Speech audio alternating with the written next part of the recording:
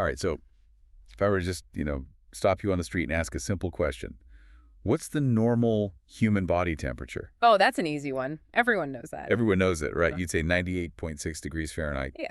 Instantly. It feels like one of those bedrock facts of biology. It does. It feels as certain as gravity. But, well, like thinking Pluto is still a planet, that number is completely obsolete now. Obsolete. And that's really where we're starting this deep dive. Yeah. Because it's not just a tiny correction. The average temperature of the human body has been steadily, measurably dropping for the last century and a half. It really has. So our mission today is to figure out why. How is our internal thermostat, the thing that literally keeps us alive, so connected to things like, I don't know, antibiotics and even the air conditioner in your house? And we've pulled together a ton of sources to figure this out. We're looking at huge historical data sets, deep evolutionary biology, even how animals handle heat. And the core finding, really, is that human body temp isn't some fixed number. It's not a constant. Not at all. It's a dynamic variable that's constantly being shaped by our health and our environment. Okay, so let's start with that number, 98.6. Where did it even come from? It came from an absolutely massive effort back in 1851. A German physician, Karl Reinhold August Wunderlich.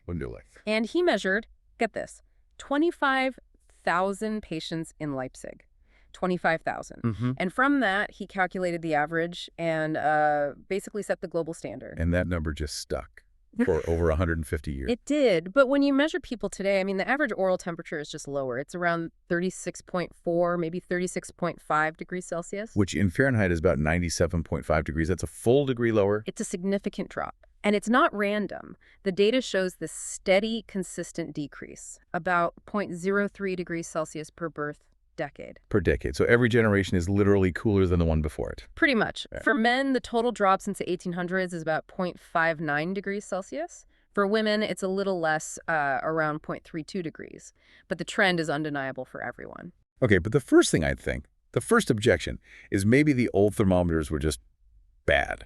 Mercury ones for the 1800s versus our digital ones now. That is the absolute first question you have to ask, and it's why the research here is so brilliant. To rule that out, they looked at almost 700,000 temperature measurements. 700,000, wow. It was 677,423 to be exact. And they came from 3 totally independent groups across 157 years. So you're comparing apples to apples across time. Exactly. The first was the Union Army veterans from the Civil War era, so 1860 to 1940. Yeah. Then they jumped to a national health survey from the 1970s. And finally, a modern data set from Stanford from 2007 to 2017. And the downward trend was there in all of them. It was consistent across all 3, across different thermometer types, across black and white populations, men and women. The conclusion was just inescapable. This is a real physiological change. It's not the equipment, it's us. So if it's really us, that's a huge question. What could be powerful enough to change our core biology in just 150 years? That's nothing in evolutionary time. It's a blink. And it points to something huge in our environment changing. The leading hypothesis, and it's a very compelling one, is a massive reduction in chronic inflammation. Inflammation. So you're saying people in the 19th century were just constantly a little bit sick. In a way, yes. Their bodies were always fighting something. Think about it. There were widespread, untreated chronic infections. Tuberculosis, syphilis, horrible dental diseases, parasites. Things we just don't really see on that scale anymore. Right, and all of those things keep your immune system in a state of high alert. It elevates systemic inflammation. And how do that connect to body temperature? Well, that state of inflammation is driven by molecules called cytokines. You can think of them as the body's alarm system. And to fuel that constant immune response, your body has to ramp up its metabolic rate. And a higher metabolism generates more heat. Precisely. More fuel being burned means a hotter engine. But now, thanks to antibiotics, sanitation, dental care, we've quieted that alarm. So with less inflammation, our bodies don't need to run so hot just to get through the day. Exactly. Our basal metabolic rate is lower because we're not constantly fighting these low-grade wars inside our own bodies. That makes so much sense. But you said that was just one factor. What else is cooling us down? The second big one is our environment itself, specifically our adaptation to what are called thermoneutral environments. You mean air conditioning? I mean, air conditioning and central heating and just better insulated homes.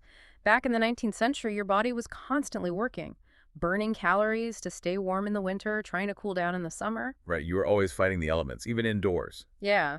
But today, something like 85% of homes in the US have AC. We live in a Goldilocks zone a lot of the time. A temperature that's just right. So our bodies don't have to put in the work, the energy, to heat or cool themselves. And that directly lowers our basal metabolic rate, our BMR. Less work to do means a lower resting metabolism. And I read that this isn't just a side effect of less inflammation or AC, right? Researchers have found an independent drop in our metabolic rate. Yes, and this is a key piece of the puzzle. They compared modern metabolic rates to baselines from as far back as 1919. And even after they controlled for everything, like the fact that people are bigger today, which should increase metabolism, It was still lower. it's still demonstrably lower. It shows a fundamental shift in our metabolism. This is where that wow fact comes in. Yeah. Because if this happened over 150 years in the U.S., there's a population that shows this change in hyperspeed.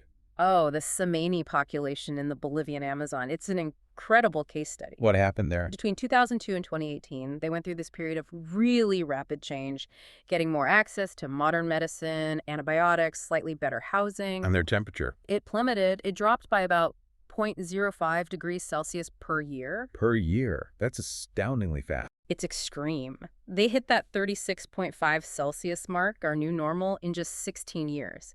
It's the perfect illustration of how incredibly responsive and, plastic our body temperature really is. So that's the modern story, the last 150 years.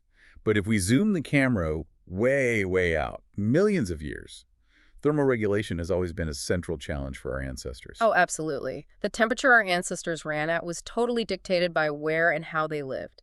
You take early Homo erectus, about 1.5 million years ago. On a hot African savanna. Exactly. And their bodies were built for it. Long, narrow bodies, long limbs. It's all about maximizing surface area to shed heat efficiently. Like a radiator. A human radiator, yeah. And some models suggest something pretty wild. To support their big, energy-hungry brains in that heat, Homo erectus might have needed a core body temperature 1 or 2 degrees Celsius higher than ours. So they were basically running a constant low-grade fever, around 101, 102 degrees Fahrenheit, just as their baseline. It's possible. It might have been the necessary metabolic trade-off to be smart in a really hot place. Now, you compare that to their cousins, the Neanderthals. Total opposite. They were adapted for the Ice Age in Eurasia. Complete opposite. Their bodies were built to hold on to heat. They were heavier, broader, with shorter forearms and legs. It's a classic example of Bergmann's rule-reducing surface area to conserve warmth. Their whole physiology was optimized for cold. It's amazing how flexible that basic design is. But even before that, the very act of standing up on 2 legs, bipedalism, that was also a thermal innovation, wasn't it? It might have been one of the most important ones. When our ancestors stood up 4 to 6 million years ago, it fundamentally changed their relationship with the sun. Less of your body is exposed to the direct overhead sun at noon. Exactly. You reduce that solar radiation load massively. But maybe even more important, you lift your body up and away from the superheated layer of air that's shimmering right above the ground. So you catch more of a breeze. Better cooling. Much better convective cooling. Standing up wasn't just about freeing the hands. It was a brilliant way to stay cool. And when you look outside our own lineage, at the whole animal kingdom, the strategies for managing temperature are just stunning. They're incredible. You have the basic split, of course. We're endotherms, we make our own heat. Mammals, birds. And birds run incredibly hot, right? Oh, scorching. Yeah. Like 41 to 43 Celsius. It's hugely expensive energy-wise, but it gives them immense power and freedom from the environment. And then you have the ectotherms, reptiles, Yeah. fish, who depend on the outside world for heat. But even within that group, there's some amazing exceptions. Yeah, you get this idea of partial endothermy, where an animal that's supposed to be cold-blooded figures out how to warm up specific parts of its body. Like tuna or some sharks. The salmon shark is the perfect example. It's a fish swimming in freezing cold water, but it's found a way to keep its core warm. How on earth does it do that? It uses this beautiful piece of biological engineering called countercurrent heat exchange. Okay, break that down. So imagine you have 2 pipes running right next to each other. One is an artery carrying warm blood from the core out to the muscles. The other is a vein carrying cold blood back in. Right. Because they're pressed so close together, the heat from the warm arterial blood just transfers directly over to the cold venous blood. It warms up the returning blood before it ever gets back to the core. So it recycles the heat? It doesn't let it escape into the water? It's a perfect heat recycling system, and the salmon shark can keep its body about 21 degrees Celsius. That's 35 degrees Fahrenheit warmer than the water around it. It's incredible. And you see that same trick elsewhere, this idea of heating just one part of the body. We do. It's called regional heterothermy. Think of a wading bird standing on ice. It can't afford to keep its feet at core body temperature. It would lose way too much heat. A massive amount. So it uses that same countercurrent exchange in its legs to let its feet get down to just above freezing while keeping its core nice and toasty. It's an amazing energy-saving hack. It really is. Whales do it in their flippers. Big insects do it for their flight muscles. It's a common, elegant solution. Now, this whole idea of being warm-blooded, of endothermy, seems like such a massive evolutionary leap. Was it a slow, gradual process? You'd think so, but the latest evidence suggests it happened shockingly fast. We think our ancestors, the mammaliomorphs, made the switch about 233 million years ago. And how fast is fast? The whole transition seems to have happened in less than 1 million years. Whoa. That's almost instantaneous in geologic time. It was like a switch was flipped. It was a very rapid shift, and it happened right alongside other key mammal features like developing hair and high-performance metabolisms.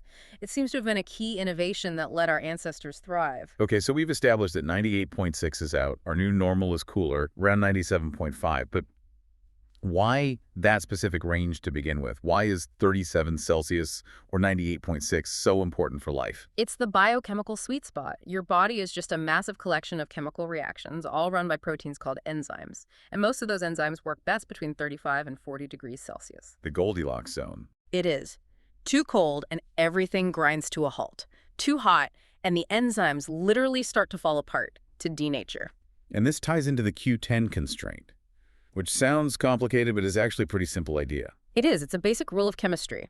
The Q10 coefficient just means that for roughly every 10 degrees Celsius increase in temperature, the speed of those enzyme reactions doubles. So by running hot at 37 C, we're basically running a faster, higher performance biological engine. Exactly. It allows for quick thoughts, fast reflexes, sustained activity, but that engine has a very narrow red line. Right, because if you go too far, above 46, 48 Celsius, things start to break down catastrophically. It's a constant balancing act, maximizing speed without causing a total system failure. Which brings us to fever. Because a fever isn't the system breaking down, it's an intentional strategy. Absolutely. A fever is the body deliberately cranking up its own thermostat, usually to between 38 and 41 Celsius, as a way to fight infection. And it's not just about cooking the germs. No, not at all. The real benefit is what it does for your own immune system. The heat actually boosts the production and effectiveness of your T cells, your immune soldiers. So it makes your immune response more powerful. Much more. But here's the really amazing part.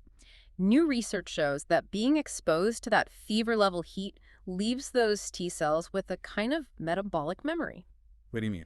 They show persistently elevated immune activity for days after the fever is gone. That's incredible. So it's like a training montage for your immune system. It comes out of the fever stronger and more ready for the next fight. It's a profound long-term upgrade to your immune readiness. But again, it's a balancing act. Uncontrolled high temps, hyperthermia, can be incredibly dangerous. So this has been a complete recalibration of something we all thought we knew. It's not a fixed number, it's a story. So let's try to boil this down into a few key takeaways. First, that number you learned in school is out. The average human body temperature has genuinely dropped by about a full degree Fahrenheit over the last 150 years. Right. And it's mostly because of less chronic inflammation, thanks to modern medicine and sanitation, and our comfy, climate-controlled lives. Second, our thermal biology is incredibly flexible. Just look at the difference between hot-running Homo erectus and the cold-adapted Neanderthals. Our temperature is deeply tied to where and how we live. And third, the animal kingdom is just full of these brilliant strategies for managing heat, whether it's the high-octane heat of a bird or the incredible energy-saving tricks of a salmon shark. Temperature is a master variable for all life.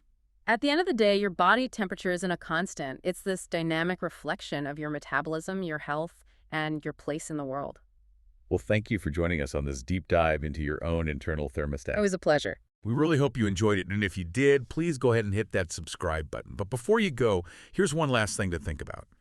If having a fever gives our immune system a lasting, powerful upgrade, are we losing something by running cooler all the time? is our modern, efficient, low-inflammation lifestyle potentially making our immune systems less robust than our ancestors were? Something to mull over. We'll see you next time.